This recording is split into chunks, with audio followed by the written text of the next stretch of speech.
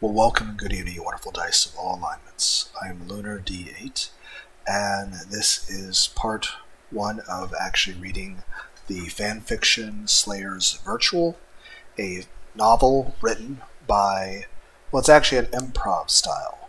This first chapter will be by yeah, I'm considering just deleting the video because that's kind of already messed up the intro, but whatever. Yeah, I'm double checking OBS. It's very unprofessional. But Slayer's Virtual, the improv style cyberpunk elseworlds of Slayers, Lina the hacker, Zelos the AI, and Gowry the tennis instructor. It has 15 chapters plus an sort of an ending recap sort of thing. Many of the different chapters have different authors. I'm going to be reading part 1, or chapter 1, which is written by TWOFLOWER, or otherwise known as Stefan Gagne. Again, sorry if I'm mispronouncing that. And the future parts I'll read the rest of. So it'll be like 16 parts just for Slayer's Virtual, which this should be the shortest of all of the Slayer's fanfictions that I'm going to be doing. But again, it's only going to be this first chapter that's actually written by TWOFLOWER, by Stefan Gagne. Now, the other fanfictions, Demiurge and Reflect, Chaos, and Rebirth, I'm pretty sure those are all 100% by TWOFLOWER.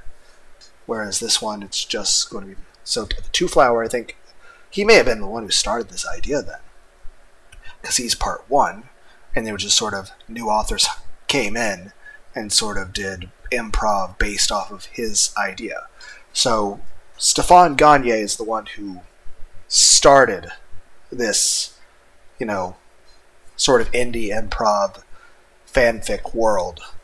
And so he set the groundwork here. And of course we'll mention the names of the future authors for the parts that they are responsible for writing. And of course there are a few authors later on that came back and did additional parts. But yeah, so this is the one by TWOFLOWER himself. Part 1. Slayer's Virtual. Don't know what all this stuff at the top is. Okay, we'll start. Slayer's Virtual, Chapter 1.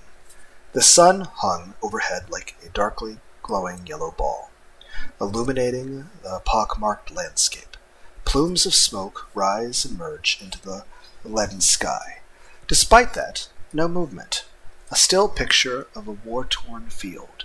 Then, over the hill, leaping comes a young girl, narrowly avoiding death as a fireball impacts behind the hill.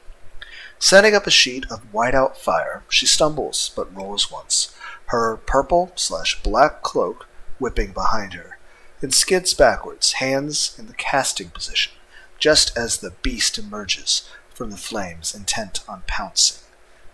Fireball! I told you guys I can't voice act. A streaking globe of orange light zips from her hands and burns right through the monster. It howls and is torn apart, fading into nothingness. The girl takes a breather, but only for a moment, before rolling back to her feet and sprinting. Almost there, almost to the castle. Red-orange hair flapping behind her, along with her cloak sprinting to make up for lost time. Focused. A figure in a considerably brighter outfit touches down next to her, the soft glow of her Ray Wings spell dissolving. She can travel just as fast on foot as the older girl, though, and plays wingman to her run. "Lina, I wiped out the left flank," she cheered, flashing a V for victory, a standard taunt. "We're clear up to the castle." "Good," Lina responded, watching as a few guards at the gate started to get ready for the approach. "We're not out of the woods yet, though. 3 more at 12 o'clock. Amelia nodded and flanked around with great superhero strides, her little pink cape flapping. Lina just rolled her eyes and drew her sword. She didn't want to slow down, to spellcast, and could probably spook him off with a blind rush. But her companion had other ideas. "This will be easy with my talisman of ultimate protection," the girl chirped, flipping it off her belt and onto her wrist. "Watch out, you evil castle guards." Lina faltered. "Amelia, don't use that." It was too late. One of the guards noticed the item and just looked confused, not battle ready. Hey, he shouted. "What are you doing with one of those? They're not available anywhere except the 6th dungeon, and only to Class 10 magic users." Lina skidded to a halt, and the battle paused. For lack of a better word, she thought fast. "Well, of course," she grinned at the guard. "We've been at this for a while, you know. You pick up a few things. The 6th dungeon was way too easy. Anyway, the kobold den was worse even. And Amelia, you know you can't use that yet until you get more experience points." The girl looked at her glowing ward in confusion. "But you said—" "I said I'd show you the commands for the ward when you are ready. Ahem. Guys, shall we continue?" But it was too late. The lead guard inspected the object, Amelia pulling her wrist away to try to hide it behind her back. Whistle. Nothing wrong. He wasn't fooled. "We haven't finished the 6th dungeon yet," he said. "And I should know. I just got back from trying to debug the traps. Now, how exactly did you get that item without cheating?" Oh, forget it. This is boring. Waste him, Amelia." "What? DM wind!" Amelia shouted, routing her magic points directly into the talisman. The hacked object proved its worth, a gale-force hurricane, personally downsized for your non-protection, whipped along the castle wall. The 2 amateur guards were tossed willy-nilly, arms and legs waving, losing complete control over the interface. The lead programmer wasn't daunted. Less than a second after the wind kicked in and flashed red, activated his own debugging mode. The wind clipped through him like he was never there, which on a technical level he was not, nor was anyone. Hackers, he scowled, as if it was akin to pestilence or plague or the Teletubbies. "Amelia, Plan B," Lina shouted, tossing her sword away. It was a physical object, and there was no physicality involved, not when trying to keep a legitimate host from kicking you off the server. "Right," Amelia chirped. She flashed once, Lina's custom reality kicking in around her person, and blurred past the lead programmer into the castle. He turned to follow, and a wall of light knocked him aside. Lina's hands glowed with power as she concentrated, feeding the hidden commands to trigger her attacks, keeping an assault on him. His software recovered, adapted to the attack, and he pressed one of his own, the 2 trying to find a hole in each other's defenses. "This is a secured, private beta test," he yelled. "You've got no business being in this game if you're not a participant, and we do not tolerate illegally modifying the game data." Then he gave up on the legalese and spoke from the heart. "Once I trace you, the cops are going to be on you, bitch." "Bitch?" Lina asked, not breaking a sweat, countering the trace. Just raising an eyebrow. "Jesus, you're really getting into this masculine, muscling villain motif, aren't you? I bet in real life you're a pimply and skinny and couldn't get a date at a Star Trek convention." "Shut up, I always get their concentration to falter." Lina immediately whipped into her toolkit and sent the invisible commands to her keyboard. The red bolt flared into existence in her hands. "First, make sure Amelia is finished and is out. Ping, yes, she is. Now, Dragon Slave." For anyone not familiar, Dragon Slave is basically a Kamehameha. And data was wiped clean like in a cheap vinyl under a blowtorch. The programmer just went away, his entire interface to the game scrambled like eggs. The castle itself melting under the strain of the virus, twisting and warping in confusion, bugs springing up and crashing huge sections that would just go away instantly. Just imagine a game with that many bugs, but just think of the Golem game that came out. Lina cut the attack, but the damage was done. A spiral hole sheared out of the center of the castle. Rooms inside with contents blown here and there. Entire cubic sectors of the Fortress of Evil missing, with only cheap white text reading error floating where they once stood. Data does not take well to corruption. Neither do losers like that guy. Technically, Amelia was wrapping up things, and she could probably leave now. But she felt tradition should hold. "One last step," she snapped, fingers summoning the spray paint can. I drank some Pepsi. A chime sounded as Amelia relocated back to Lina's side. She carried with her a large yellow folder with a metal C-clamp, squeezing it shut. I got it, Amelia bounced, waving her prize around the entire archive of the game. Score 1 for the good guys. Lina perked up. It all had worked out. A bit bumpy, but success is success. Glorious, sweet success. She gave her partner a pat on the shoulder in congratulations. Okay, take it to the dump in Switzerland, mail the client, and have yourself the biggest damn ice cream cone you can find. I remember there was a Godiva store that had like a dark chocolate soft serve ice cream. They actually had some other stuff. That was really good. But, I don't think those stores exist anymore. Why can't Dairy Queen have that? Yes, I might have a small Dairy Queen addiction.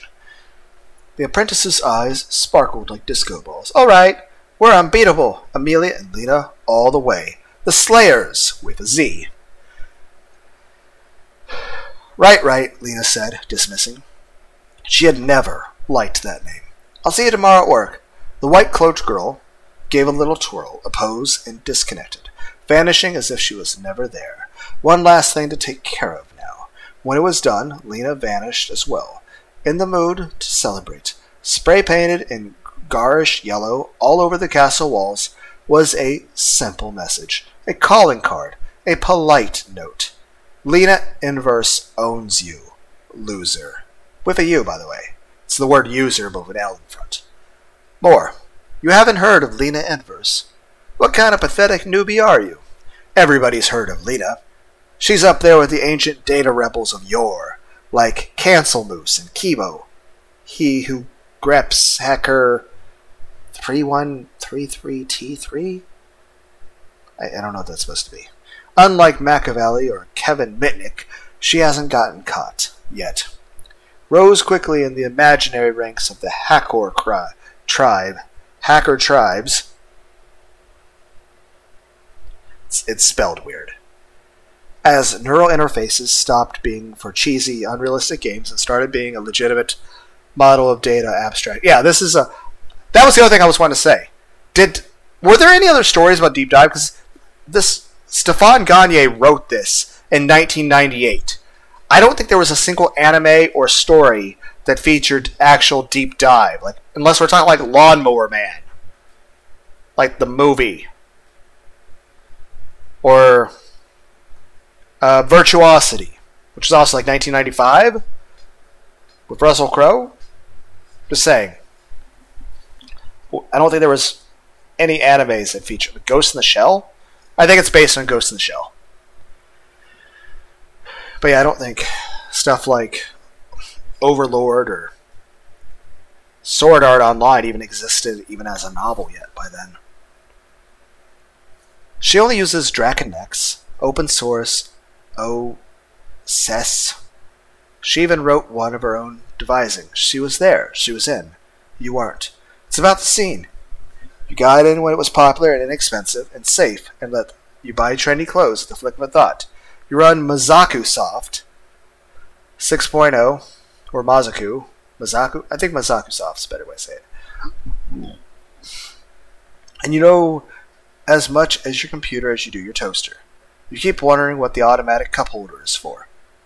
Oh my god, do computers still have CD drives? Let alone a 3.5-inch floppy disk drive. I'm trying to avoid making a lewd joke. She's a role model for girls online. Spelled with two R's. I think it's supposed to be like a sort of a nice little ad-lib aesthetic. It's cute, and I can still understand what it is that the person's saying. I said I wasn't going to commentate. I'll try harder. A legend of power, a lusted-after sex object, by the sort of guys who don't normally get any play, and would lust after anything claimed to be female and powerful. Okay, I'm not really feeling like I don't belong in that group.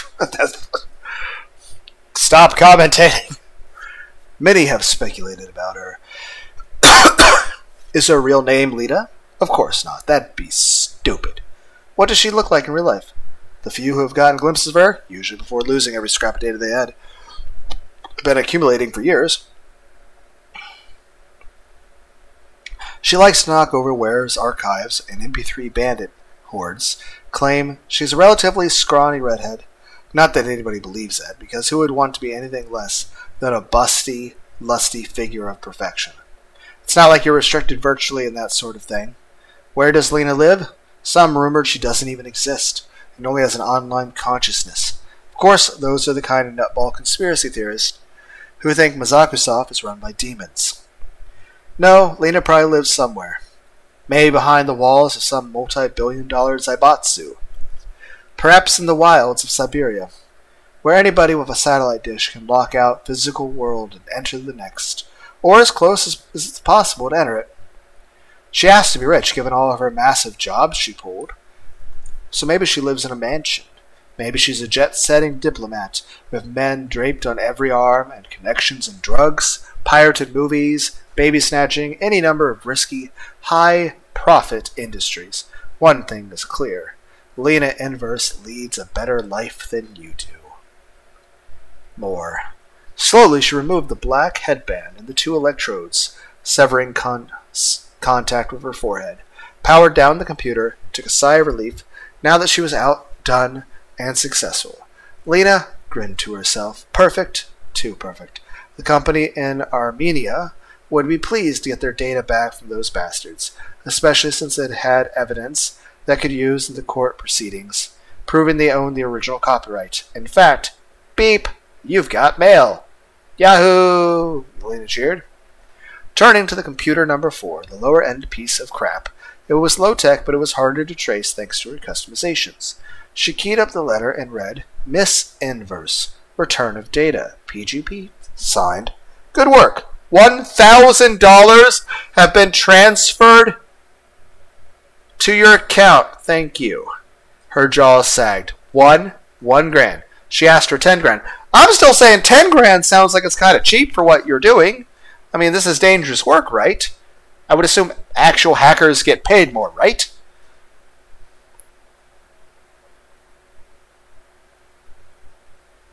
But yeah, even 10 grand sounds... Even back in 1998, 10 grand sounds like it's not very much.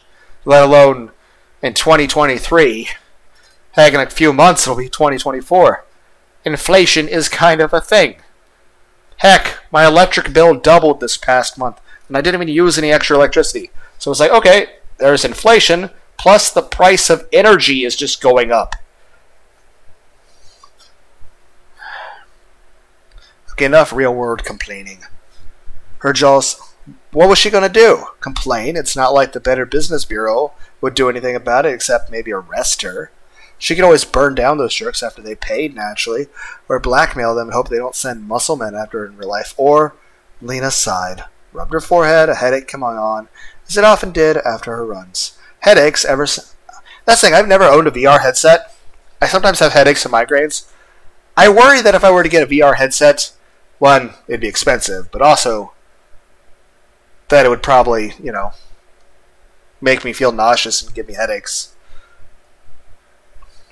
Ever since she was a young girl playing around with her sister's computer with the funny headband, figuring out how to make shapes dance. No, not interested in revenge, not right now. A grand was better than nothing. Even after half the cut went to Amelia, maybe Lina could buy some, like, wallpaper? Because the apartment needed it. It needed some re-wallpapering, the nasty yellow stuff peeling off of every Euclidean angle, and it needed rat traps and some air fresheners, and maybe soundproofing to handle the sound of gunfire, which was her replacement entertainment for evening sitcoms. Food would be novel as well, and the rent was technically wham crap. Lina checked the door, ensuring that she was out of the view of the tiny people, and stayed very, very quiet.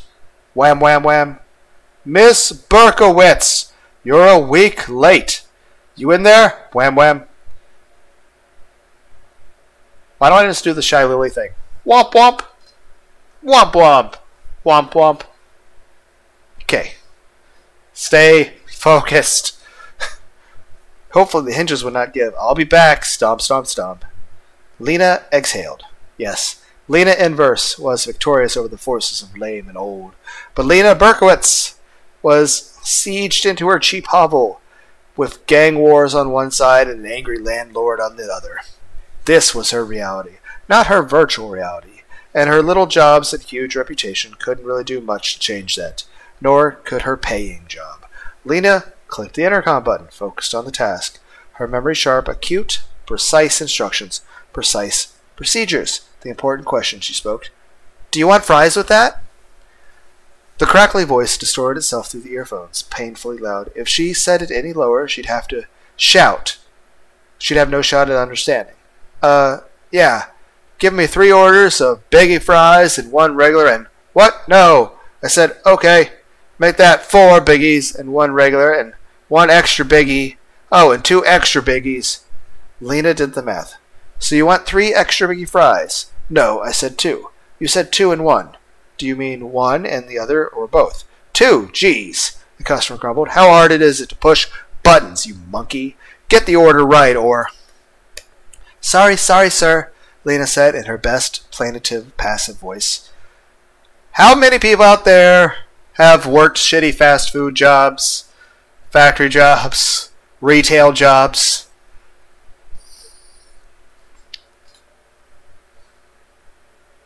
I'm just saying...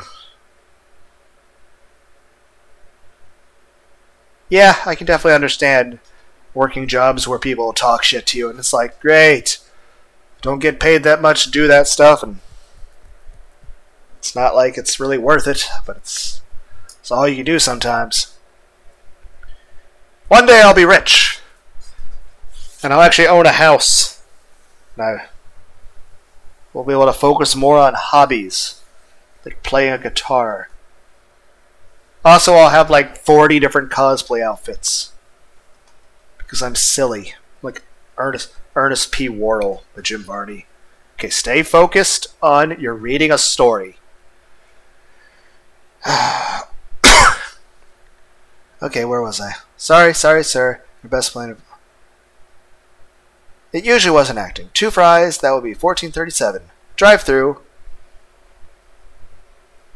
Lina breathed in once, twice, controlled her fist of death. She wasn't very good with her temper and tried to avoid getting into confrontations. This wasn't the net where she could blow her problems to component atoms at whim, and she could get fired. Amelia, 2 extra biggie fries, Lina called.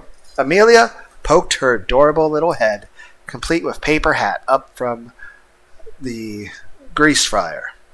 Right, 2 extra biggie fries. Yosh, here I go. You're entirely too enthusiastic sometimes. You know, Lina grumbled. What was that? I can't hear you over the grease crackling. I told you guys I can't voice act.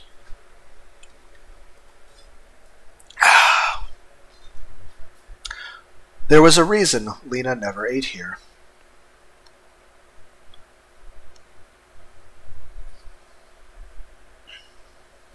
She knew exactly what was in the grease. She sighed and peeled off the headset, tossing down her paper hat.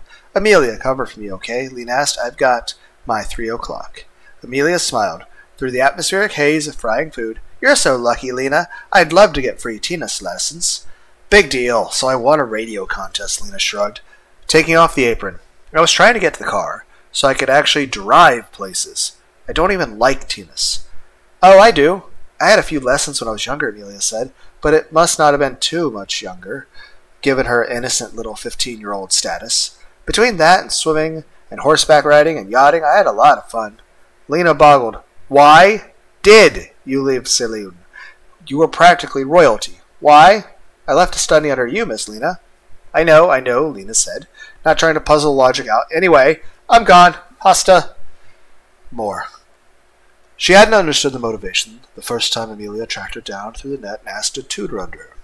And still never understood. Amelia didn't even have to work at the Rat Burger Drive. She just did it to stay around Lina and observe her. Lina was a bit aggravated by it at first, but caved easily and learned to tolerate it, like she did basically any problem in life. At least Amelia had the cash to have a nice apartment. Lina would take any opportunity she had to waste some bus tokens and drop by. Amelia had a nice television and some good music, and lots of sugary food. 3 things Lina approved of highly, but rarely had sufficient cash for. Really, there was only one luxury available to her, and it was free to begin with. The tennis court was uptown. in a fairly respectable neighborhood where the crack dealers were kind enough to work out of sight. Lina hauled her duffel bag onto the subway car and sat down with a book from the dime store, usually with some woman falling out of her dress on the cover, and did the big wait. Going to the lessons was a severe trip out of her way. But she had them for free and felt like using them. No other reason at all, and it was a hell of a ride, almost an hour. She had two options. She could sit around grumbling about her miserable life and whine and do all the other things she knew she did and wasn't particularly pleased with herself for doing, or she could shut up and hop online. Lina looked left, Lina looked right, made sure there was nobody else in the car. She didn't want to reroute her senses into a portable. This sounds extremely dangerous even at home, let alone in a public place. I mean, public transport. I mean, okay, just stop commenting. She would reroute her senses in a portable if someone was nearby. A great way to get robbed. Of course, she had been meaning to pick up a proximity sensor to add to the rig, so she could tell if someone was approaching. But they were expensive, and enough grumbling's lame, get on with it.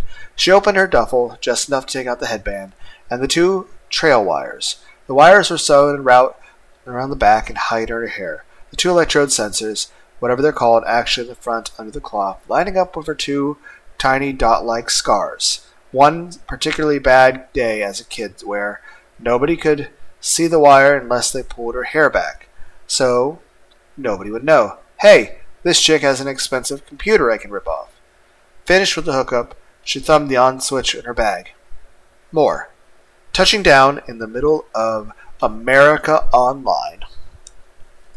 Her cape wafting down with her. Busy commerce, chat, and craziness swirling around in patterns. Millions of people on the same server, to the point bursting in trendy clothing and buying things. Mainstream USA, people who still use the term information superhighway, absolute cyber losers. And ironically, the net connection provider of all hackers. This is because America Online was notoriously easy to perform some engineering tricks on. You can make yourself untraceable and carve out your own niche in their servers, thanks to the lackluster security. Lina Inverse smiled. Her kind of town. She started up a tuneless little lullaby hum and proceeded onward. She strolled on down the avenue, turning a sharp left into a disused directory and down through a virtual set of stairs. Through them, not walking on them. An easy way to hide is to ditch people assume there's no physicality in this place or tricks like that. And right to the Daily Otaku. This was the hangout for anime fans, manga buffs, and various hangers-on. True, but it was also her territory. Her, Amelia, and a few other random hackers, some pals, friends, they had sort of commandeered the place. 6 of them were over there. Lina had learned their real names, and they hadn't learned hers. They usually appeared as panda bears and giant robots, and talking penises. Lina looked like herself. She had never gotten the knack or interest to changing herself very much, but she did like her spiffy fantasy warrior princess garb. Lina handed over in one hand and hopped over in one bound, flicking a chair out with a command, and turning it in so she could straddle and lean onto the table with one elbow contacting her chin in her palm and an eyebrow in curious bemusement. It had the right effect. "How's tricks?" Lina asked. "Busy on a job," Lina. "Oh, Lina Inverse, hey. A large bloodshot eyeball cheered. "Good to see you. Been a while, yeah?" Busy on a job," Lina explained, shrugging. MMORG had to blend in and do some recon. Those things eat your time. "Yeah, tell me about it." Small volcano joked, spewing magma. What a jerk. "Like, I buy this thing and I gotta spend 3 days getting enough money to buy equipment, and a rabbit kills me. A forking rabbit. Like a stupid little... Bet you raked it in. Big Armenian account, according to the gossips the eyeball boasted. Lina Inverse, the big money bandit killer. "That's me," Lina grinned, winking. "You better believe I got my paycheck. I swear, I haven't partied that hard in a long time. Huge 6-course dinners, ice cream, fine wine. Woo! Bet your brat pal paid for it." The volcano joked. Everybody's chair scooted a full 2 feet away from the table. The volcano looked around, and as much large lava displacement can look, lacking eyes in confusion. My brat pal doesn't pay my way, Lina said quietly. Far too quietly. Amelia is my trainee. End of story. And as a result of my knowledge and experience, roughly 9 times more skilled than you are. She pulled up a list of the data on this dork real quick, just to make sure she could add the following. You pathetic Masaku soft sixer on your daddy's computer. The volcano seethed, steam hissing out of his aperture. Yeah? And maybe you're not such a tough-ass mercenary, Lina Inverse. You got all that money, huh? Let's see it. Yeah, right. Like I'm going to access my bank information with you looking. You'd eyeball it. Cough. Hey, that worked out. No offense, Irie, she noted to her ocular pal. Bet she spent it all on her girlfriend, the volcano joked to his comrades. What? All of which happened to be looking at something else at the time, not paying attention. Girlfriend? Lina asked. Yeah, that little fireball. Lina whipped out her most standard attack, a burning dynamic light, which overheated the volcano god's natural heat, and melted him into a little puddle of confused polygons. His system started to overload, baking from intensity and bursts of denial of service, and his connection just wigged completely out, a tiny AOL America Online logo appearing where he was, for a moment before he was gone. Now, Lina understood that newbies, losers, and twits were simply folks who hadn't learned the social ins and outs and the technological tricks. They had a lot of potential, but she didn't have to take that from one, no matter how long it had been since her last date. Hey, I can't really judge you there on... I don't remember... aside from blood relatives, I don't remember what hugs feel like. So I can understand that. Even she was a lamer at one point in her life, always posting to message boards and blaring painful-to-read inverted colors, thinking it'd make her get noticed and make her cool. The real players named her Lina Inverse. As a joke. It stuck.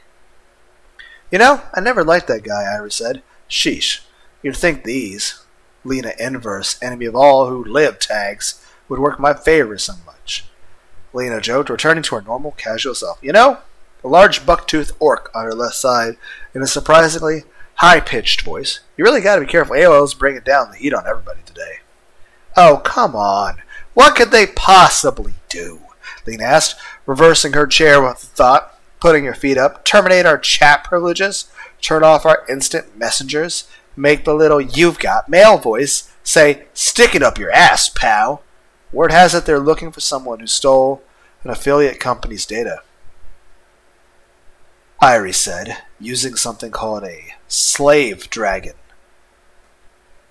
Lina wobbled, just momentarily before correcting her balance. Nobody knew the name of her special attack method. At least nobody in this circle. Milk it. Get the info. Really? Lina asked.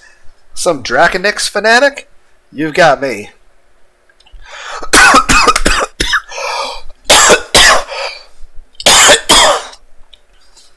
Actually, I think that they've called it off, the orc said. They were only looking for a few hours, and someone on high stopped them. Probably because they were a bunch of obvious butt munches. Would have spooked the perp off before he could have been collared. That doesn't mean the heat's off, man, the eyeball corrected. It's just gotten subtle.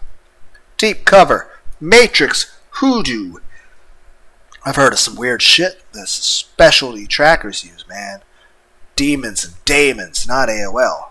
Though, maybe some ghost specialist doing the looking? Lina, tisk tist. Irie, let's not dive into your conspiracy theories again, okay? It's true. I've seen it, Irie said. Users who weren't users. Nobody there. Even when we all know nobody's there. Ghosts. Monsters with 3 rows of teeth and ruby eyes. One of them was dogging a pal of mine who done data grab in a bank. You know what happened to him? He mysteriously vanished under suspicious circumstances, Lina suggested. Knowing how this sort of story ended? No. But he acted really weird from then on. That counts, it does, yeah? Guys! Lina said, putting her hands down the table and standing. Rumors, gossip, fear, uncertainty, doubt. It's all just hogwash. Nothing's going to come of this. You know how we cover our tracks, and nothing we do is really bad. We're just liberating information. We don't actually hurt anybody. Information wants to be free, and money wants to be in Lina's pockets, and food wants to be in her stomach. Well said, Irene noted, blinking madly in appreciation. That said, Miss Inverse must take powder. RL. She noted, waving once. See you guys later. We'll be right here, the orc said, friendly-like. Very friendly. These were her friends, after all. They hung on every word Lina Inverse said. That had to count for something. More. Lina Berkowitz's eyes opened to two surprises. One, it had started raining outside. Not a very nice rain, a gritty, splattering downpour, with a leaden gray sky. Lightning crackled way off in the distance, between the Goliath yet fashionable uptown buildings. Two, someone was seated right across from her, eyes on her, a boy roughly her age, in nicely sporty suit, in purple power tie, smiling in a highly creepy way. Her hand went to her bag in a panic. She had a little can of mace in there, had never used it, never had the nerve, but, no, wait. He was looking at a point over her head, watching out the window, maybe? Singing in the rain, I'm singing in the rain. He sang to himself, never losing his smile. What a glorious feeling, I'm happy again. What a glorious feeling, I'm happy again. Like I said, it's been like, the story was written in 1998, and I'm pretty sure I read it in 2008.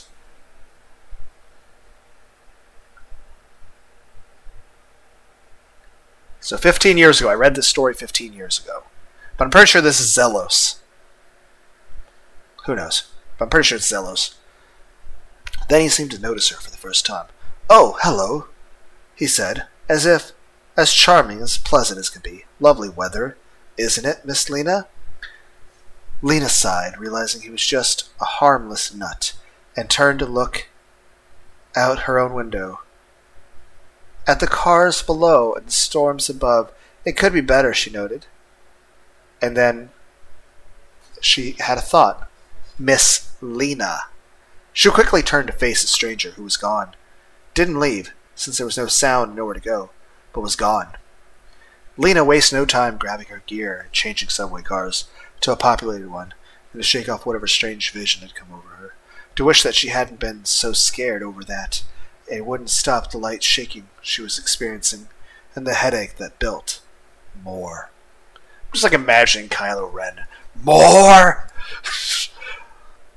Stefan Gagne is like, stop making fun of the way I separate paragraphs. I'm like, I appreciate you separating so it's not like a long, overwhelming list of words, but I think in movie references, okay? Heck, before like memes were a thing on the internet, they were doing memes in movies. Take Staying Alive by the Bee Gees. I mean, heck, what if the end of the Saw X movie that's coming up, Tobin Bell does a dance where he's walking down the street and you see Tobin Bell, you see John Kramer walking down the street dancing to the song, singing Staying Alive. I'm just saying, the beginning of Bushwhacked had Daniel Stern walking down the street dancing the song Staying Alive. Bullet Train with Brad Pitt had Brad Pitt walking down the road singing to the song Staying Alive, albeit a Japanese version. And of course there was a movie, 1995, Virtuosity, with Russell Crowe, where Russell Crowe was walking down the street dancing to the song Staying Alive.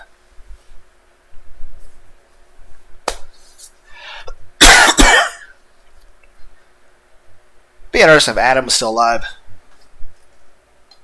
Stay focused on the story.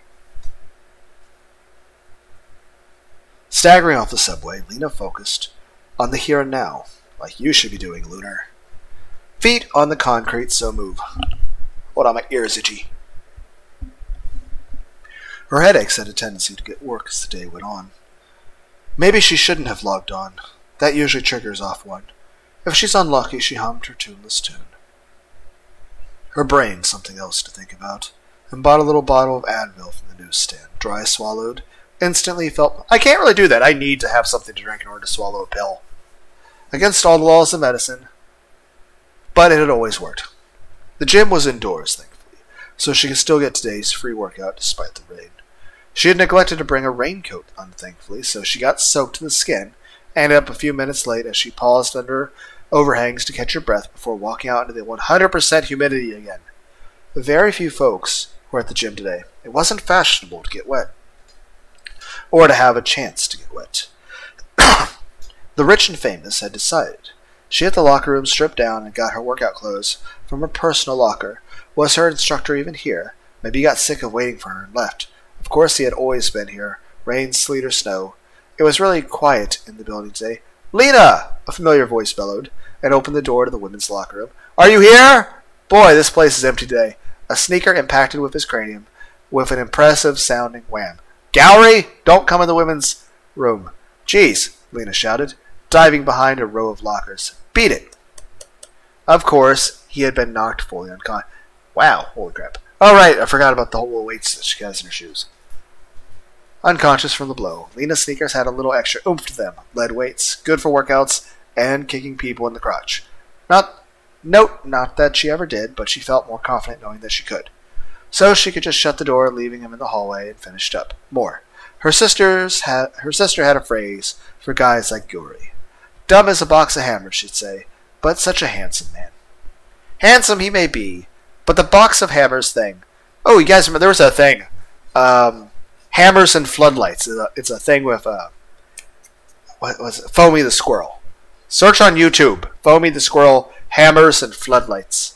It's funny. Stay focused. Just got totally on Lina's nerve. They didn't get along real well. No, actually, she didn't get along real well. The sop was friendly as all could get out, regardless of her attitude. Even if he'd quake in fear from time to time, Lina actually let some of her temper out around Guri. It was safer than letting it out on customers and clients. That doesn't sound very healthy or respectful. So she didn't like the guy. Why did she keep coming back for tennis lessons? They were free and good. No, see, your backhand has to go like this. Get your hands off my elbow, Lina barked, still a little miffed from earlier incident. I see, just fine. Like this. Whoosh. No, that's too strong, Guri said. Here, watch me. You have to have a smooth follow-through on your swing. Don't hook the elbow and swish it back at the end. Lina stood back and watched him swing his prized racket. Whoosh! A gentle swoop through the air. She had to admit Gallery was much more coordinated than she was. Probably because, he was an athlete and she was just almost spunky. Yeah, I got it, Lina said, mimicking the move with some success. Truth be told, she didn't really like tennis. She wasn't any good at it, but it was exercise, and given her couch potato computer existence, anything to stay in shape was worth the effort. That's better, Gallery agreed. You're really lucky. Your breasts don't get in the way of your swing, so there's nothing to hold you back from the range of motion. Lina bonked him with her racket. It was hard to tell if he was teasing her or just genuinely tactless. Sometimes. Let's take a break. I'm pooped. Gallery rubbed his head.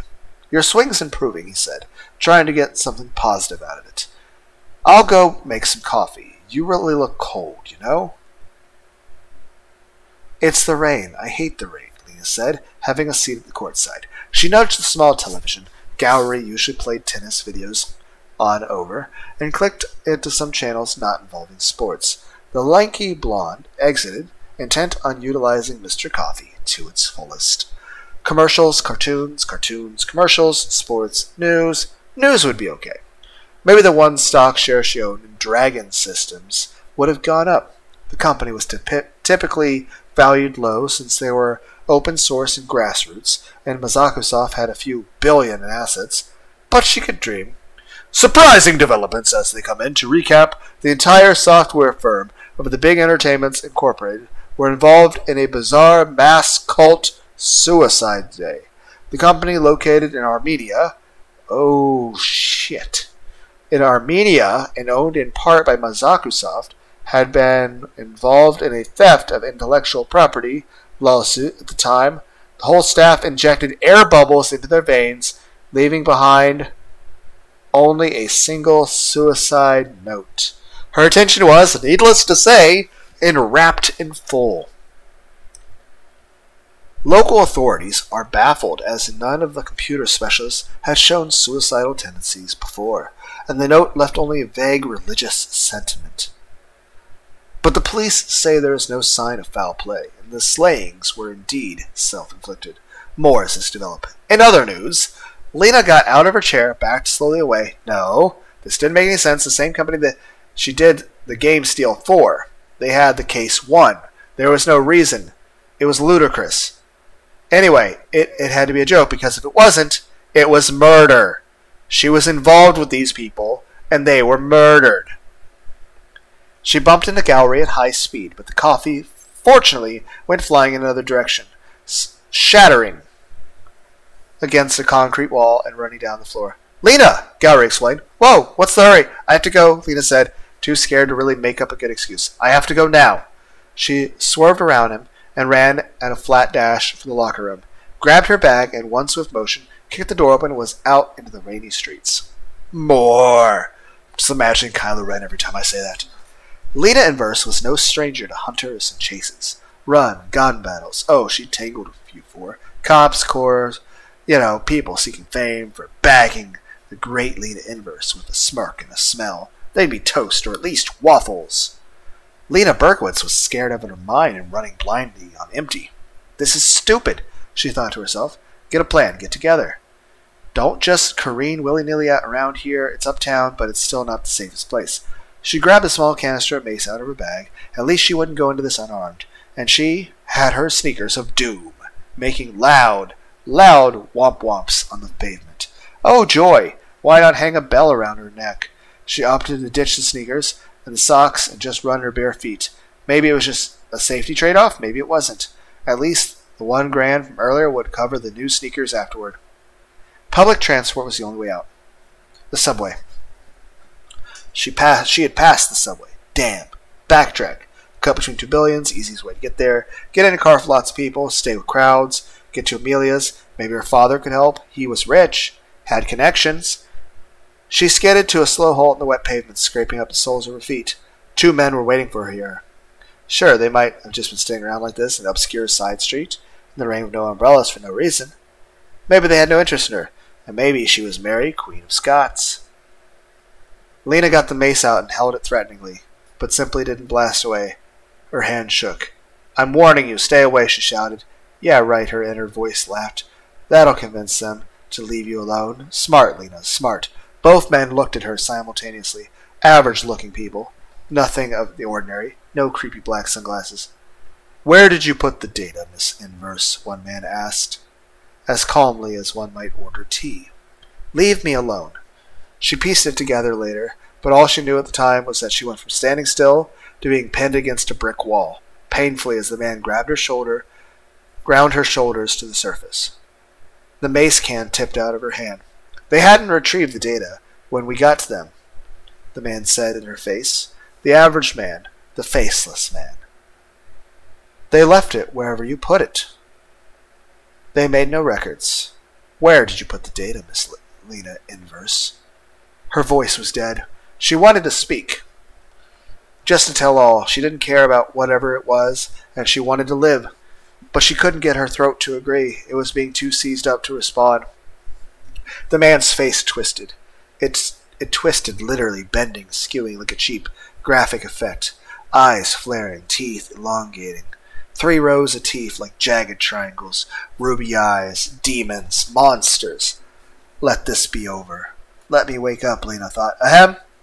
The two men looked in the same direction. A third man, in a fairly plain pastel rugby shirt and shorts, and toting a leather racket case. "Leave her alone," Gowrie said.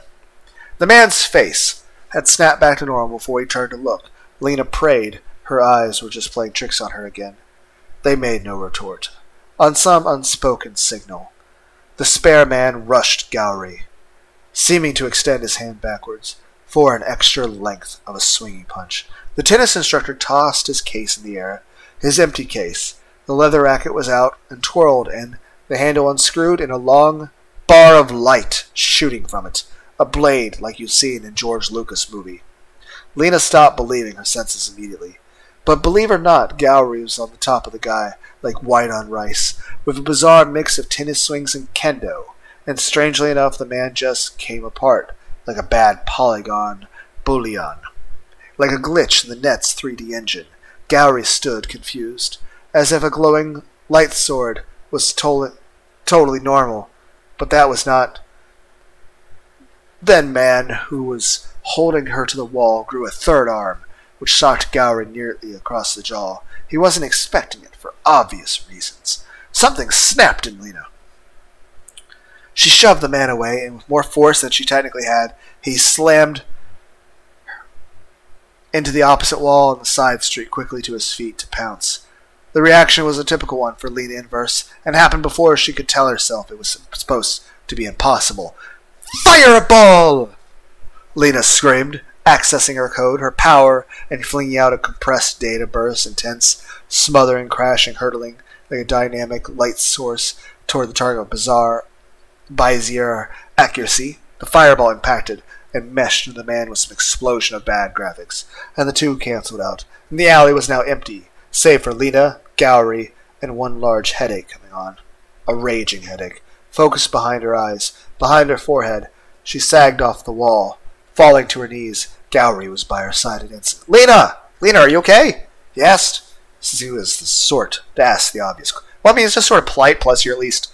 Usually it's a good idea to ask people obvious questions if they are in a disoriented state, because it makes it easier for them to focus, and it allows you to gauge how, how out of it they are. Yes, you're like, oh, why ask an obvious question? That's obvious. One, it shows you care. Two, it's more easy for them to follow if that person's disoriented. And three, gauging by their response, you can understand, okay, how disoriented this person is, and what do I need to do to help them. It's kind of like I was reading the Alice in Wonderland book, and Alice was saying, like, oh, I was sitting next to my sister, and the heat made me feel dizzy and stupid. And I'm like, and yes, it literally used those words. It's like, oh, the heat was making me feel stupid. I'm like, are you having fucking heat stroke? You need to get out of the sun. Get into the shade. Maybe get like something cold compressed to your head. Drink some actual cold water. You're having heat stroke. You're having fucking heat stroke. You're going to die if you don't get out of the fucking sun. You're overheating. Did they even have a word for heat stroke back then? Or was it just, oh, you're dying. Stop being a bitch. It's like, great, that's fuck you too. I'm just saying, it seems kind of fucked up. I don't know. Maybe I'm just being overly negative. I'm just saying, just like, what the fuck? I understand it was maybe like creative writing too, and it was artistic, but at the same time, it's like you are having heat stroke. Get into shade, drink some water.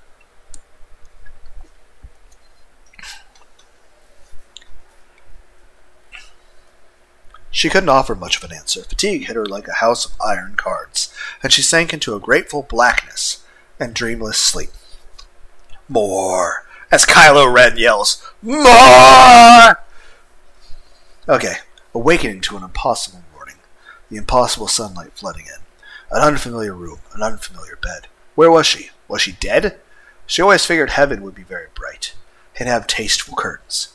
The clouds would be fluffy and white, not stormy and gray, and the blue would be so deep you could go swimming in it if you looked long enough, stared hard enough into that infinite reach. Then the groaning surge of her headache kicked in, and Lina realized she was not in heaven, but some part of her wished that was the case. The headache was, oddly enough, an echoing fade. They must have hit right when she blacked out. She slept through the worst of the attack. It had to be a doozy to last this long, though. They normally weren't excessively bad. She had been getting headaches ever since the first time using computers, ever since the first time putting on those electrodes, lining them with her sister's books, and then seeing shapes, toys, primitive stuff, back when neural links were new, expensive, and risky, and basically useless, as any keyboard jockey could do the same thing faster than someone poking through a sluggish mental connection. But she was a kid and didn't know anything more impressive. It was amazing. She spent hours in there studying everything, looking closer and closer before finding out everything there was just numbers within shape, until she started looking between the numbers, no matter how bright it was, and she got a massive headache her first one, didn't go back until a week later when her curiosity kicked in. A lot of time had passed since then, and now she was in this impossibly beautiful bedroom with the impossibly beautiful city skyline, not a hint of the raging storm that had clashed within. Stay in the present, ignore the throbbing, ignore the horrible dreams, or the men with twisted faces, or the knights of shining armor and fire. My ear is itchy. Sorry, I had to scratch my ear. Burning fire from her own hands. Smell the Pop-Tarts! Wait, that wasn't very poetic at all. Really? Why not cook waffles? What kind of Pop-Tarts? In walked her tennis instructor, wearing lazy weekend casuals, and toting along a breakfast in bed consisting of orange juice and 4 Pop-Tarts. You couldn't cook anything better! What about bacon? What about some bacon and eggs, man? Granny, still thank you for the Pop-Tarts, I appreciate the thought. But you couldn't have made some bacon and eggs? Or some waffles? They're Pop-Tarts of varying flavors. I assume you didn't know what I was going to like, but still, I would have liked warm food and something cold to drink. What was the... I'm trying to see what... Orange juice. Okay, the orange juice is probably cold. Okay, that works. I mean, yeah. Who eats orange juice with Pop-Tarts? Okay, whatever. Good morning, he said. I didn't know what you want to eat, and all I had was this, or oat bran. Right, you're half late. You're probably just eating healthy. Pop-Tarts are not healthy! I mean, it's got that layer of fruit. That does not count as fruit! Okay. And I know you don't like healthy food. God damn it. Lina grabbed 1 tart in each hand and chowed down. Her stomach had started a low rumble on the first scent. Munch, munch, munch, munch! Thanks! Dowry set the tray aside. You didn't have a concussion or anything. I figured you just fainted.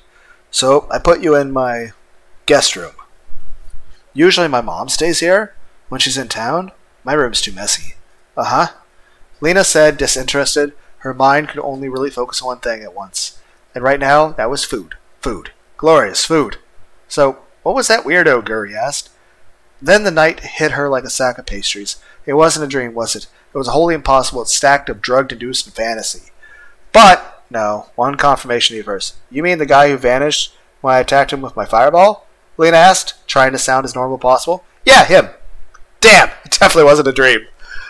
She pushed the tray aside, food not able to occupy her mind, with worry firmly taking root. I don't know. I know why he attacked me, I think. But I don't know who. Thanks for following me. Hey, wait. Why were you following? I mean, what you did just like suddenly freak the fuck out and run out of a building. I mean, and he's actually athletic and capable of, you know, he assumes that maybe there's someone like you got a text message from somebody. Wait, did cell phones even exist then? The story was written in 1980. Well, I mean, the rich people had cell phones. And this is a story based on writing about future stuff. So at that point, you just assume everyone has cell phones. I mean, after all, we're writing a story about deep dive technology. About that doesn't even really exist yet. So you just make sure, like, write a fantasy world where everyone would have a cell phone. Not that that's the reality we all live in right now in 2023. But basically, okay, obviously you're freaked out, you think someone's going to hurt you, and well, he's actually capable of defending you. Though, what about the lightsaber? How did we have a light... I mean, I understand that's a reference to the anime, but how did the random tennis instructor have a lightsaber? Okay, where were we? I'm out of breath.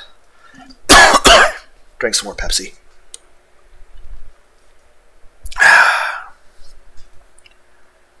Where was I? Oh yeah, why were you following? Gary shrugged. You ran out. It looked like there was going to be trouble. A dozen enigmatic questions surged, demanding answers. Lina picked the most relevant one.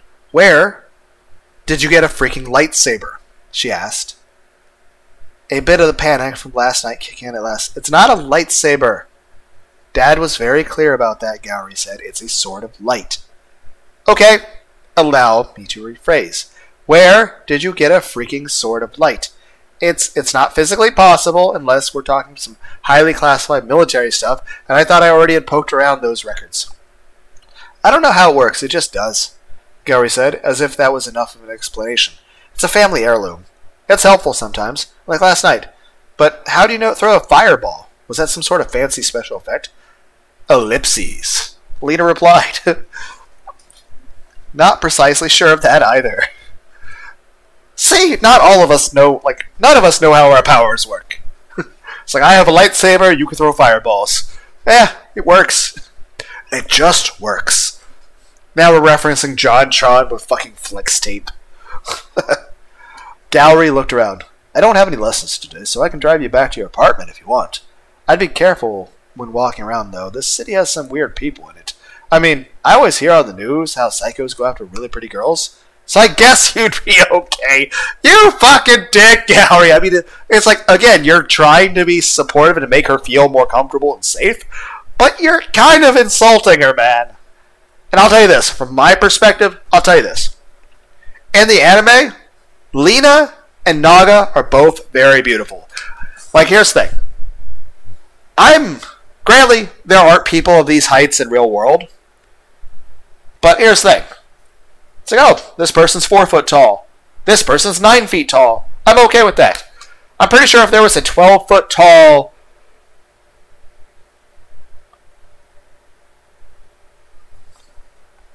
I was trying to pick out what gender to say, but it's like, I'm bisexual, so it really doesn't matter. Though I have preference for women. So yeah. Basically, I'm just saying this. If there was a 12 foot tall woman, I would still date her. And yes, I like big boobs. Boobs are awesome. I like jiggle physics in games. But here's the thing. Even if a woman has A cups, though I still prefer at least a little bit of boob. But again, all boob sizes are nice. What is that saying? Opie, medium is premium. Opie is something. Opie is the one that means big boob or something. And flat is justice. I'm just saying, all are nice. Okay, now we've gotten distracted talking about titties. Okay, I like boobs. Who else likes boobs? That being said, I'll say this. Obviously, if I met a woman who looked like Naga from the Slayers anime, absolutely very beautiful. In the same regard, if I met a woman who looked like Lina Inverse in real life, I would also think that she was drop-dead sexy and gorgeous. And yes, Lina isn't exactly stacked, but she's not flat either. I mean, granted, there's varying things in the art. Where is that anime box? It's over there. I'm trying to look. Trying to go from memory. I would say Lina at least has C cups. At least the way it appears in the anime. I'm just saying Lina looks, well, very pretty. Hey! Welcome, everyone. We've just now had a segment where Lunar is talking about what if I had a relationship with an imaginary character from a cartoon. So I'm going to take a moment to acknowledge how sad and pathetic I am as a human being, and how incredibly lonely I am, and how beautiful Lina Inverse is. Drink some Pepsi, and simply leave it as, boobs are amazing. I like boobs. I think Lina Inverse, even though her boobs aren't exactly, opie, I still think Lina Inverse is extremely beautiful, and I think she would make an amazing girlfriend, just based on physical appearance alone. That being said, personality is what matters most. And I'll say this. Do have a few issues with Lina's, but just because, it just depends on how people react to certain things. I don't know, just...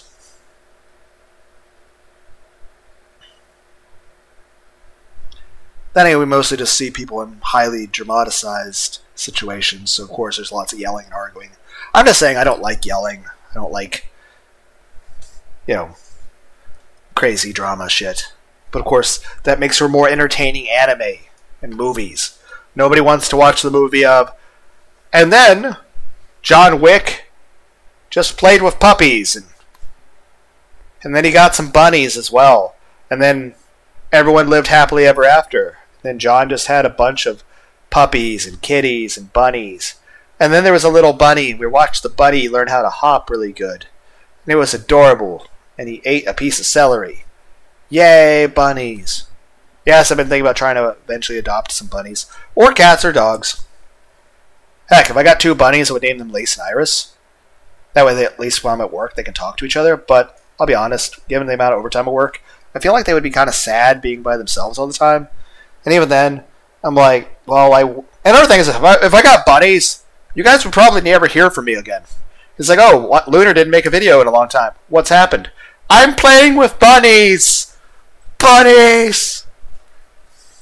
But, yeah, I won't actually get bunnies or pets unless I feel really confident that they will be happy and well provided for.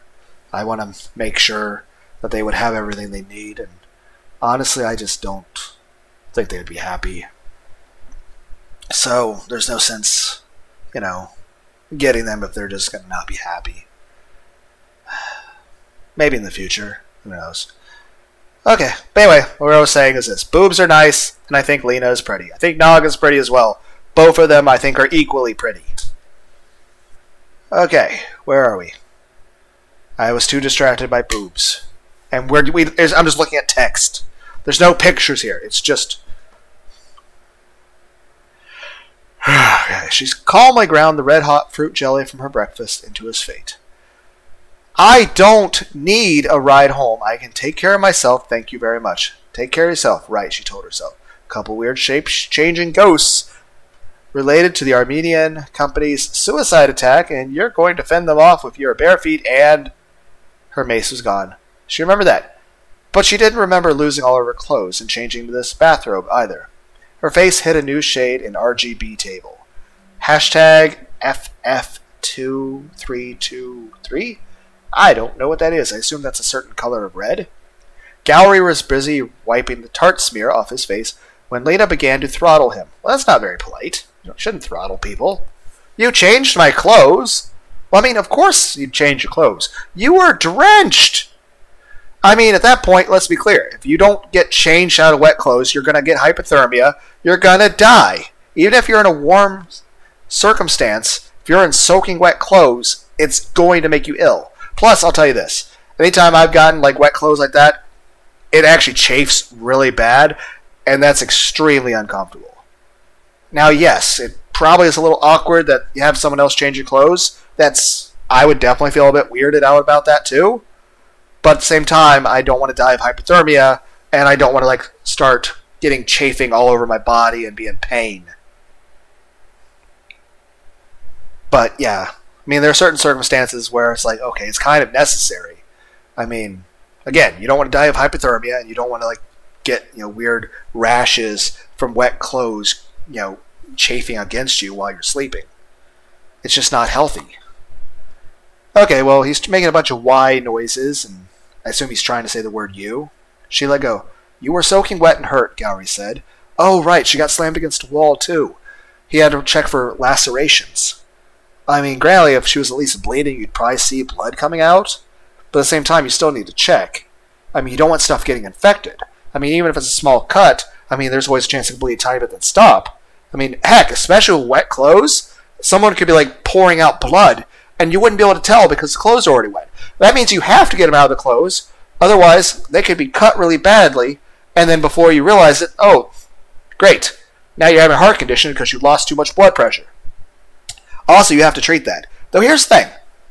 If someone gets a cut and they've fainted, and if you use rubbing alcohol to treat, I don't know, is it better to use iodine, rubbing alcohol, or oh my god, I can't. Hydrogen peroxide.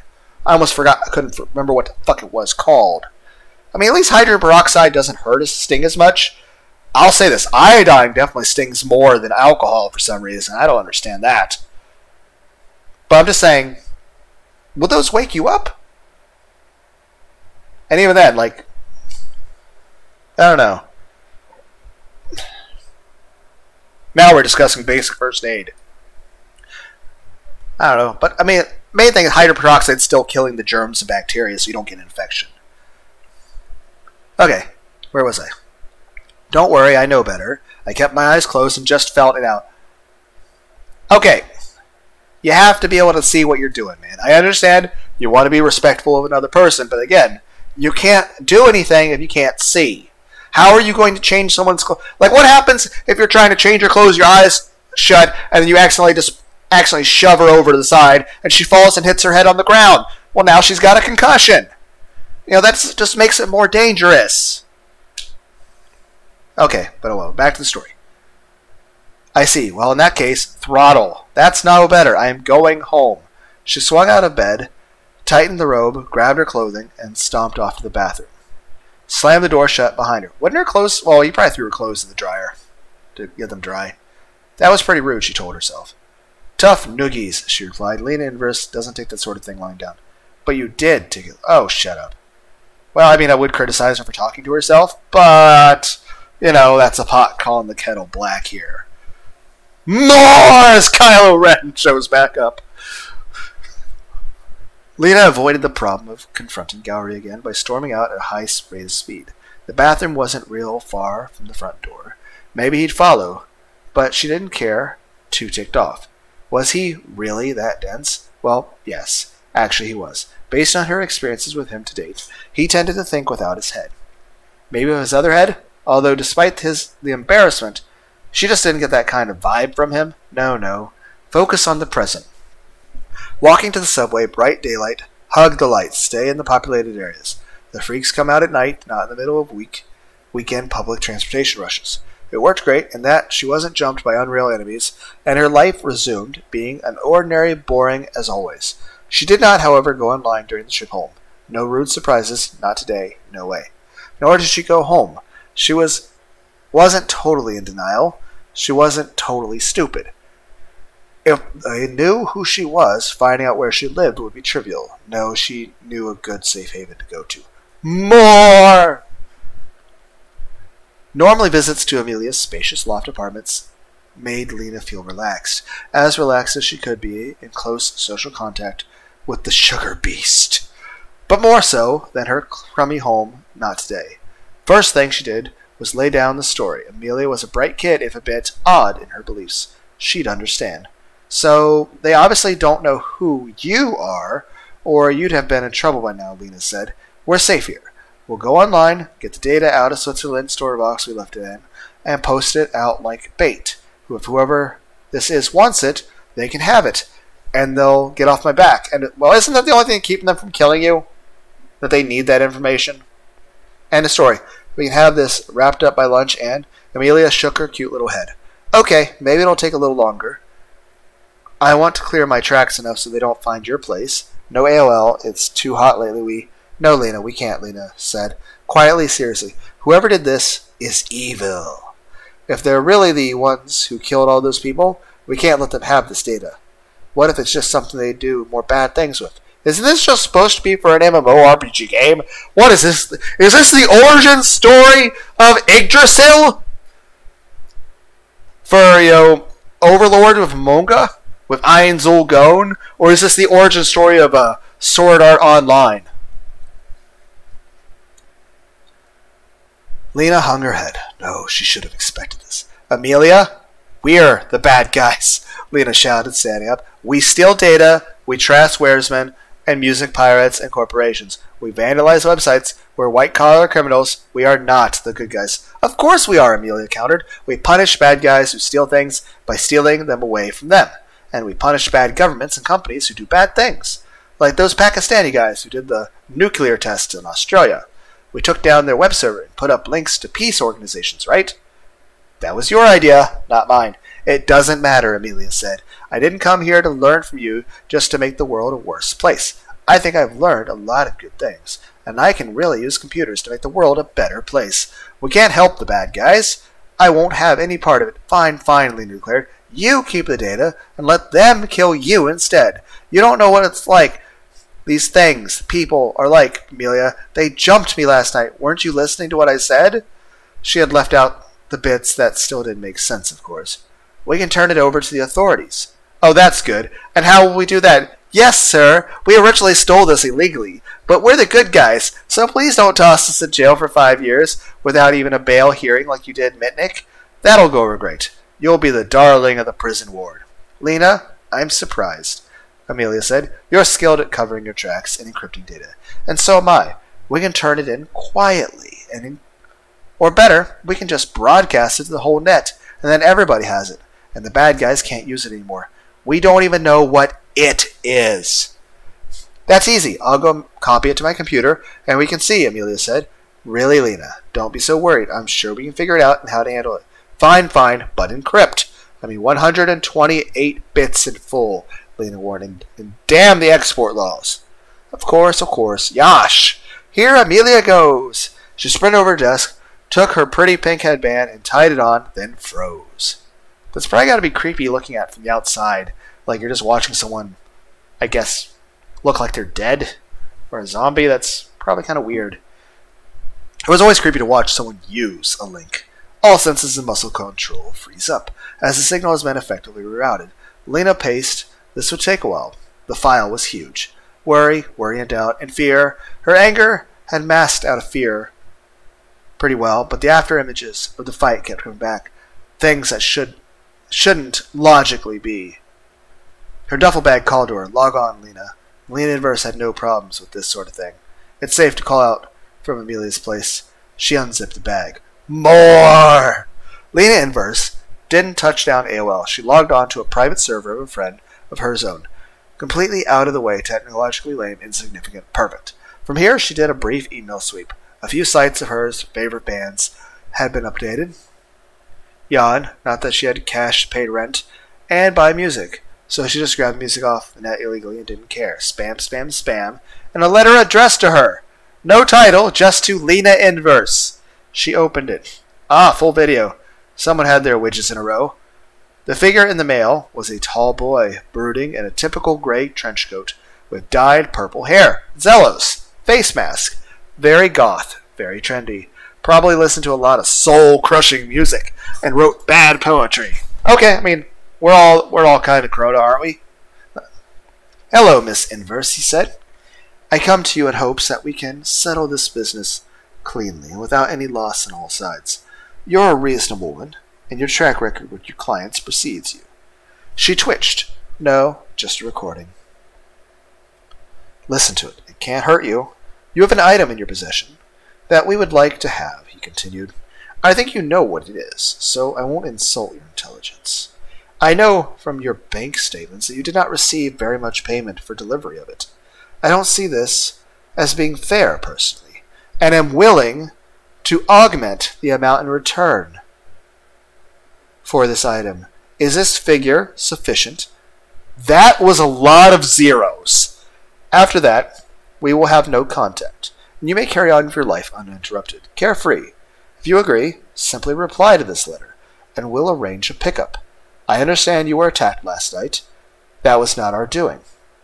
I sympathize with any harm you may have experienced. Signed, Zelgadis. The message stopped, the video freezing on a final, jaggy, blurry frame. Lina sat back mentally and got her wits back together, as they had fallen apart shortly before. A way out. She could sell off the crap and make a good living for a change. Maybe move, get a new identity, anything. With that kind of money. And then maybe she'd be safe and free. Take the money and run. Amelia would throw a fit. She might even leave her tutoring. But for that kind of money, it wasn't just money. She wanted to be safe. Not to be afraid of things that she didn't understand and didn't want to face. Not again. She didn't care who this Zelgadis worked for. She wanted it to be over. Perhaps she could wait for Amelia to finish copying the data archive. Then she'd quietly, very quietly, copy it to her own computer, pack it up, and send it off to Zelgadis. Amelia didn't have to know. The heat would mysteriously vanish, and they could laugh it off and carry on with the usual pranks and online tomfoolery they always did.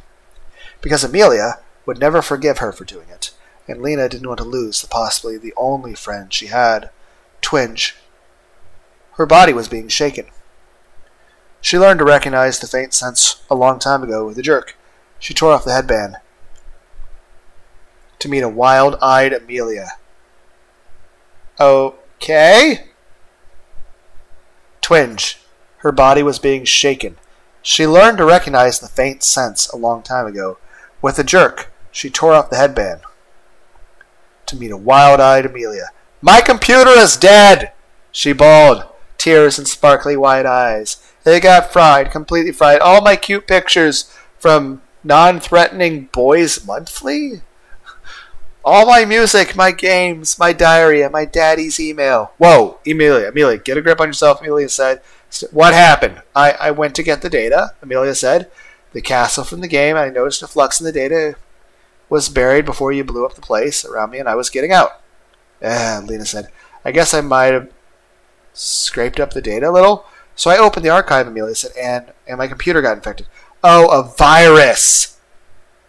That's weird. What would a virus be doing in some game archive? It was the Shabaranagdo virus," Amelia said, emphasizing the key word.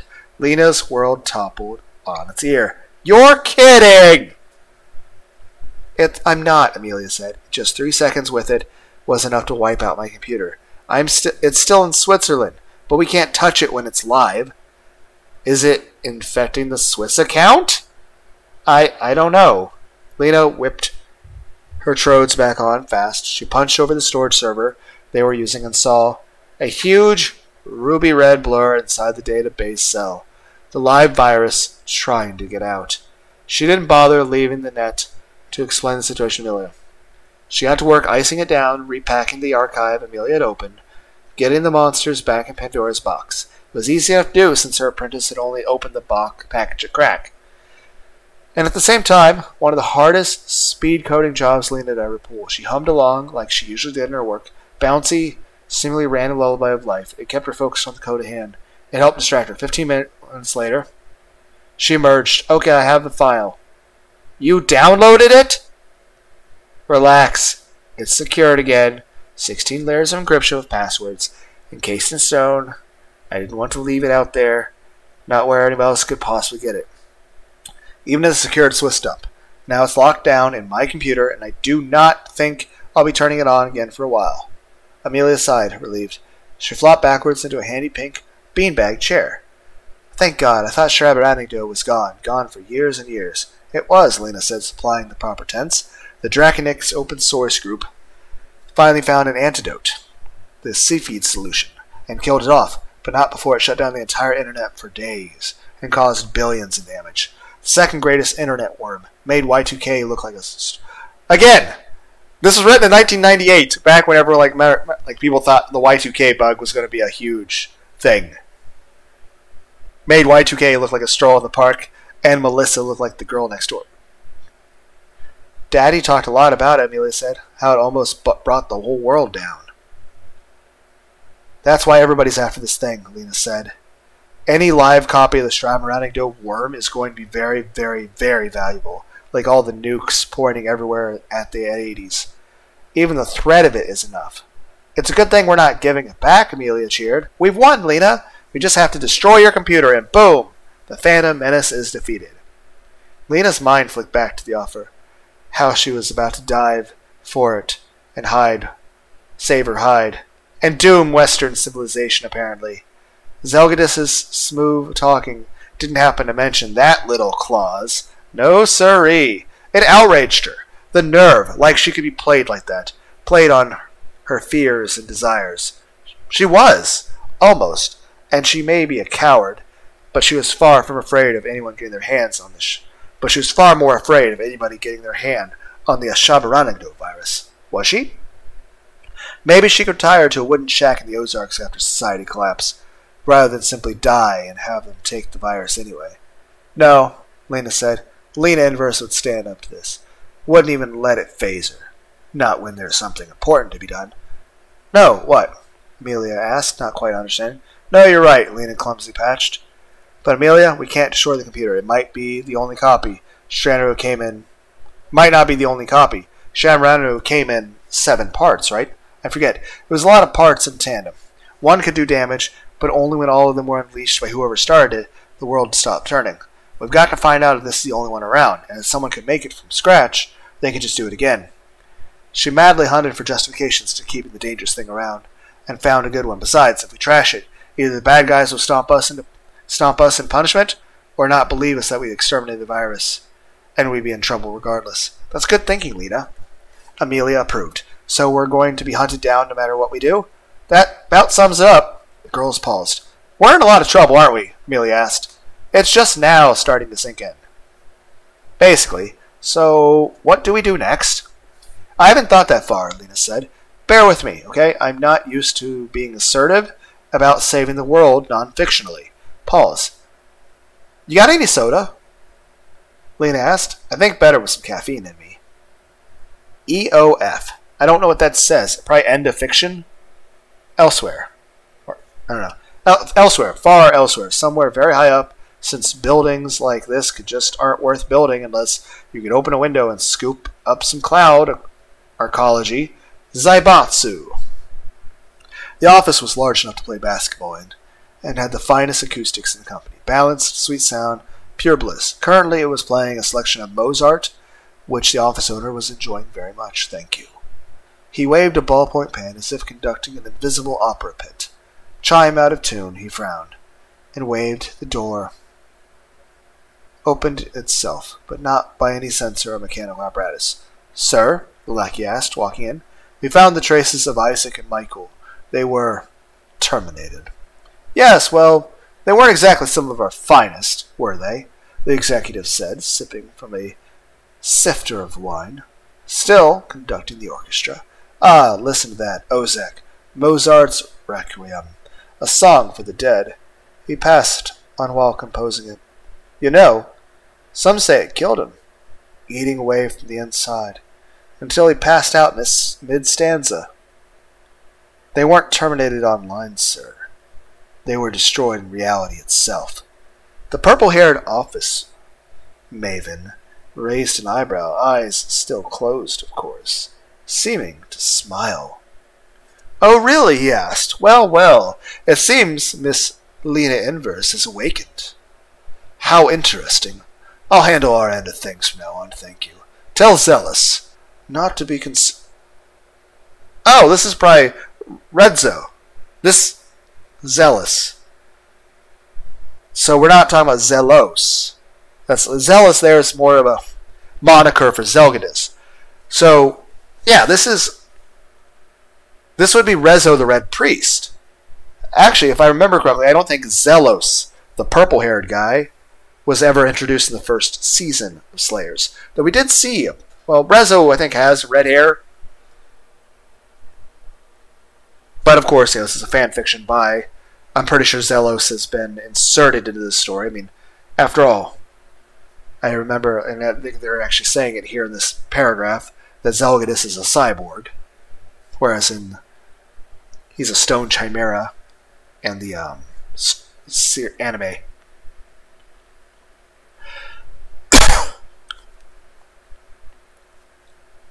Though, actually, if that's Zealous, that means when he said, oh, that wasn't us, it was. He was lying. But then again, that shouldn't be a surprise. Okay. Tell Zealous not to be concerned. That part of our originator will be returned to internet time, as it were. The Rouge Red Priest and his cyborg will not obtain it. Okay, are we... I'm so confused. Are we... Is it Zelos? Or Rezo? Or... I can't remember. I'm so confused. And his cyborg will not obtain it first, and so on. You know the usual reassurances go to it. Yes, sir. The office, Toady said, quickly leaving. No, this moment was too joyous to allow a dirge to play. The corporate man flicked his wrist, flickering out of existence, shunning himself into the Winamp software to alter the bits to the next song. Then he re-manifested in reality. Nice trick if you know how to do it. And our Masaku spawned a Shabaranado. I'm singing in the ring. Zelos sang. Okay, yes, it is Zelos. Like I said, my personality, I can describe in a lot of fusions. I described, I think, part 1, where I did the introduction about all this stuff, where I said I was going to sit here and read this without commentary, and I have failed in that entirely. I'm sorry. I'm trying. I'm trying. I'm just saying my personality is, I am the Dragon Ball Z fusion of Zelos and Shinji Ikari. I'm also the fusion of Ernest P. Worrell and Chip the Cable Guy. You know, from Jim Carrey, Cable Guy movie, Jim Varney, Ernest P. Worrell. I'm the Dragon Ball Z fusion of Krona from Soul Eater and Vash the Stampede from Trigun. I am the Dragon Ball Z fusion of Vegeta from Dragon Ball Z and Testament from Guilty Gear Strive. I am the Dragon Ball Z fusion of Jack Hanma and Astolfo. I am the Dragon Ball Z fusion of Goku and Tsukasa. Tsukasa being from Dot Hack Sign Anime. I'm the Dragon Ball Z fusion of Nagisa from Assassination Classroom and Stein from Soul Eater. But yeah. Imagine Zelos and Shinji Ikari fused. And that's me. Zelos sang along with the wonderful, wonderful music. What a glorious feeling. Happy again. And that's end of file written out. So EFF was end of file, I guess. Author's notes. This project has been sitting around for a while. I've been busy on a lot of other things, though, and didn't have time to really give it a star treatment. Since I love improv fanfic so much, and we're kicking off an indie impro affiliates, I figured, heck, why not? One thing I'd suggest for potential authors, if you're completely unfamiliar with cyberpunk fiction, or sci-fi for that matter, you might want to avoid signing. There is a method to the madness of technology beyond the buzzwords, after all. But given the great reaction bots gotten and the good work there, no doubt fun stuff will arise here too. A few things were not obvious since I only did one chapter, but you can use the following if you want. The Red Priest is Rezo, this sort of thing retelling of the One Slayers, Season 1, when Lina got the Philosopher's Stone. His cyborg is no doubt Zelgadis, who makes a similar pitch in an email. Oh, I am already scrolled all the way down. That he makes to Lina in episode 2. Chimera cyborg, you know, it's Elseworlds, baby. I didn't quite explain how Lina can use virtual powers in the real world, except some hooks to her headaches and her past. Have fun, kids. No idea where Gowry got a sword of light or how it works. Have fun, kids. Anybody seen Sylphile lately? Yeah, she was the healing lady. And that's all. Share and enjoy programs. And then it's a hyphen, and it says 2 with a lowercase f, which I assume is a shorthand for TWOFLOWER. I still think it's odd that at one point I thought his name was TwoFlorian from memory. And then I went looking stuff up, and I'm like, oh, it's TWOFLOWER, Stefan Gagne, which still, I think that's how it's pronounced his name. I don't know if I am. Anyway, that's that. Part 2 of this will be who knows when, and another person wrote that. So it'll be in the title of that video. Yeah, anyway, I guess that's the video. I hope everyone out there had a wonderful, wonderful, wonderful day. I hope everyone out there has all the hugs and head pats you could ever want, and everyone out there feels loved and cared about and all that good stuff. And whoever you are, just be nicer to yourself, I guess, and thank you for listening. And if I could, I'd give you a hug. Because I could definitely use a hug myself. But bye, everybody.